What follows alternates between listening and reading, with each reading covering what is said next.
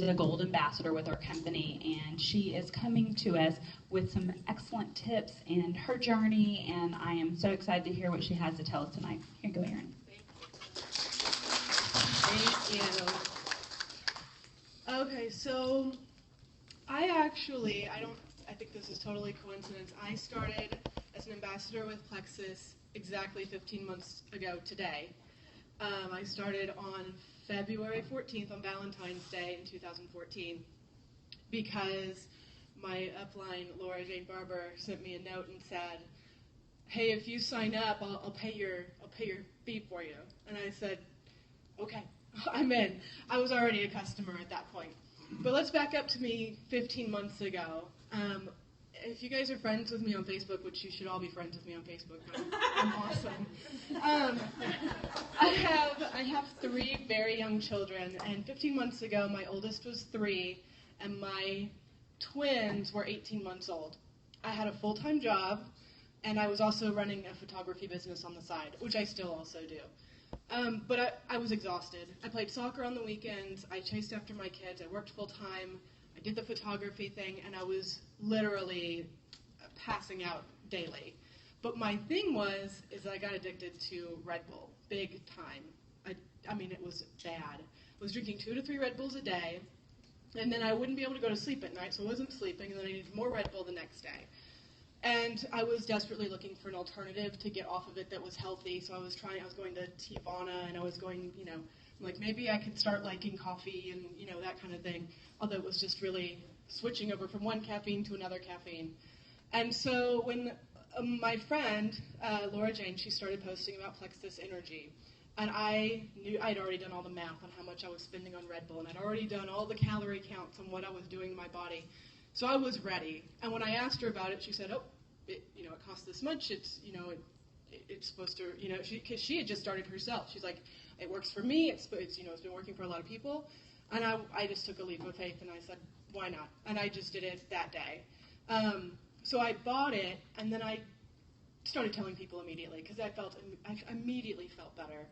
I had dropped that Red Bull addiction that first day, and I was waking up refreshed as if I'd slept for, hours and hours and hours, and that had never happened to me before. Even when I was 14, I'd never felt that good. And I was a soccer player, and I ate healthy, and I did the right things that I thought I was supposed to do. So when that happened, I just started telling all my friends, and I told my sister, and I told my mom, and I told my best friend, and Laura Jane's like, well, you could just sign up. You don't have to sell it if you don't want to. And I'm like, oh, no, I'm not going to do that. I mean, I just can't stop telling people about it, but I'm not going to sell it or anything. And so she ran the special, I signed up. That was 11 days after I took my first sip of the pink drink. And I had 0 weight loss results. I wasn't in it for weight. I just wanted to feel good. And so I joined, and then I started telling people. I jumped in with both feet, and I just felt like everybody should hear about this product. And when I joined, we were on a budget. We had 3 kids. They were all in daycare, and we ended up. I just said, I'm going to do this, and my husband was like, whatever you want to do, you feel great. I'm fine with it. But we were on a budget, so I went ahead and I had the Slim, and I knew I was going to be on. Slim was my thing. That was my thing. But I had never done it for weight loss before, but somebody kind of mentioned to me, if you get on the ProBio 5, it might help you lose weight. Well, then I got vain, and I was like, well, I do want to lose weight. And I started the ProBio 5, and long story short, 2 months after my first sip, I'd lost 11 pounds, but it was way bigger than that because I was a size 12 when I started, and I was a size 6 2 months later. And to me, that was a big deal. I knew when I looked in the mirror before that I didn't like the way I looked, but all of a sudden I started taking selfies of my, I was thinking, I look a lot better, my face looks better, my skin looks better, I feel better. And then I noticed my allergies were like 99% gone, and I'd had allergies my whole life. And I developed adult asthma in the last year, and that was going away. I had PCOS pain, and my blood sugars were all leveled out, and that was going away. I mean, I can't say that I'm cured from all these things, but I felt a million times better. And so the more that I felt better, I just couldn't stop telling people I just can't shut up. So I just jumped in, and then I went gold in 3 months. And when Rainey asked me to speak about staying motivated, I was like, oh no, she's reading my mind. Because I've been gold for a year. I've been a gold a whole year. I haven't promoted, but I'm not quitting because I know how much my friends feel better. I know how much it's helping from a financial situation, and some of my team who have joined me, I know how much they appreciate it. And when I think back on it, it's because somebody had the guts and the desire to share. And that, to me, makes a big difference in the way Plexus works and the people that I've met in Plexus. I've always struggled with anxiety and depression my whole life, but that has gotten a lot better since Plexus. And what I like the most is that I can look out in this room and I know a lot of you. And I don't feel like I'm talking to, a random crowd. I feel like I'm talking to people that I like and that, maybe like me. And and that just really excites me. And so when I volunteered, I thought, Erin, what are you doing? You would never do this in a million years. But I feel good about it. So I'm here because I'm talking to you about staying motivated. And it's very general and very simple. So I'm just going to talk about 3 things that have kept me going this last year. And the first one is to keep sharing. I share on Facebook, even on my worst days, when I don't feel like talking to anybody, I still tell people. Because I know that I might be reaching that person who also needs to hear it or see it or feel a lot better. There's going to be skeptics, and there's going to be haters, and there's going to be people who don't believe you. But then for those people, there's still probably 5 or 6 or 7 other people watching. And so if you just add up all the people who might need it, the sharing helps me keep motivated because I still get good feedback from people. Or they say, I really want to try it. I don't have the money, but I like where you're going with this. I like what you do. And so to me, it's not about sales sometimes. It's about just getting the word out there because I would not have benefited if somebody had kept their mouth shut. And going along with that, sharing doesn't have to mean that you're losing weight. It's not always about your weight. And I always put that, it's not about your weight. That's my hashtag. It's not about your weight. I have lots of people who got really ramped up and they were doing so well, and then they started to see the scale kind of, hover for a second, and then they thought, well, I can't sell it if I'm not losing weight. And I'm like, you're different. Everybody's different, and everybody needs to know all of your benefits. And you need to feel confident in what you're saying. When you don't make this scale a companion, because that's just going to drag you down.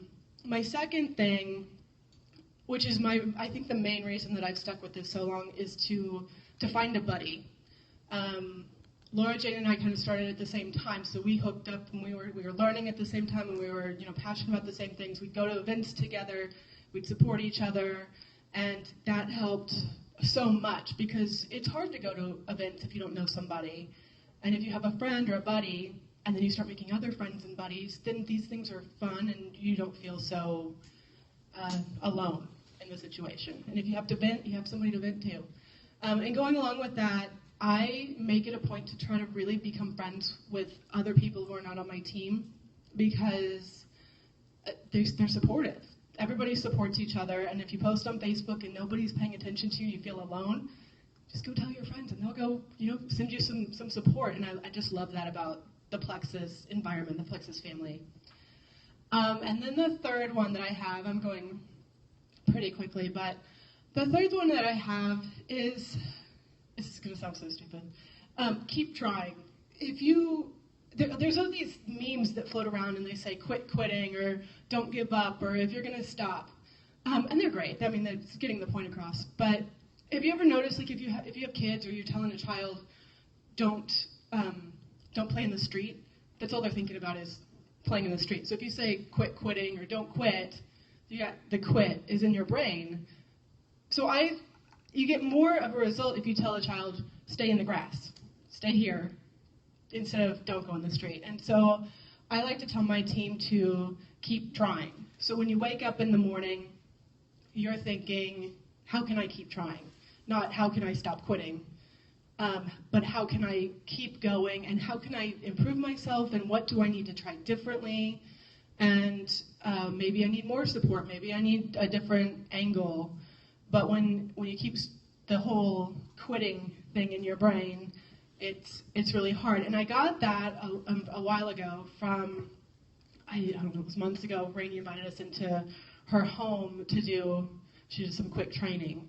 And one of the bullet points, I think there were like 20 bullet points, but one of the bullet points was your why. You come up with your why, and your why is positive. So it's not, I'm in debt and I need to not be in debt, or I need to lose 20 pounds. Because then all you're thinking about is, I still have to lose 20 pounds, or I'm still in debt. But that your why is positive. And so my why right now is, my 3 adorable, crazy children are really doing well in a Montessori type environment for school.